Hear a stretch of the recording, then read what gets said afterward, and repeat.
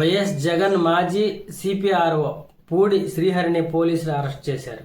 ముఖ్యమంత్రి చంద్రబాబుకు వ్యతిరేకంగా సోషల్ మీడియాలో శ్రీహరి పోస్టులు పెట్టారనే ఆరోపణలు వచ్చాయి. చంద్రబాబు చేతికి కత్తి పెట్టి యానిమేషన్ పోస్టింగ్లు చేసినట్లు పోలీసులు ఫిర్యాదు అందడంతో చిత్తూరు జిల్లాలో కేసు నమోదు చేసినట్లు తెలుస్తుంది. ఈ కేసులో శ్రీహరిని తాడేపల్లలోని నివాసంలో పోలీసులు అదుపులోకి తీసుకున్నారనే సమాచారం. ఆయన మొబైల్, ల్యాప్టాప్ను స్వాధీనం చేసుకున్నారు. గత ప్రభుత్వ హయాంలో ముఖ్యమంత్రి వైఎస్ జగన్ కు పూడి శ్రీహరి సిపిఆర్ఓగా పనిచేశారు. ఆయన ప్రస్తుతం వైసీపీకి మీడియా విభాగం ప్రధాన కార్యదర్శిగా ఉన్నారు. అయితే పార్టీ మీడియా విభాగం ప్రధాన కార్యదర్శి పూడి శ్రీహరిని పోలీసులు అరెస్ట్ చేసినట్లు వైసీపీ తెలిపింది. తాడేపల్లిలోనే శ్రీహరి ఇంటికి వచ్చి పోలీసులు సోదా చేశారు.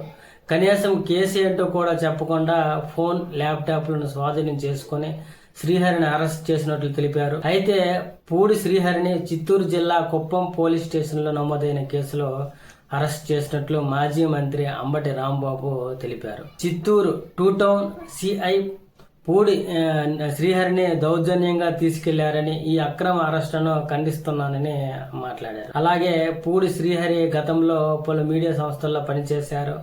అనంతరం 2019 ఎన్నికలకు ముందు వైఎస్ జగన్ పాదయాత్ర సమయంలో శ్రీహరి కీలకంగా వ్యవహరించారు. మీడియాకు సంబంధించిన వ్యవహారాలను శ్రీహరి మొత్తం చూసుకున్నారు.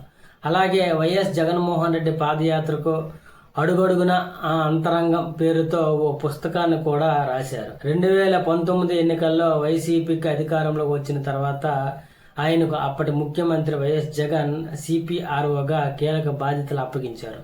2024 ఎన్నికల ఫలితాల తర్వాత శ్రీహరికి వైసీపీకి మీడియా విభాగం బాధ్యత అప్పగించారు.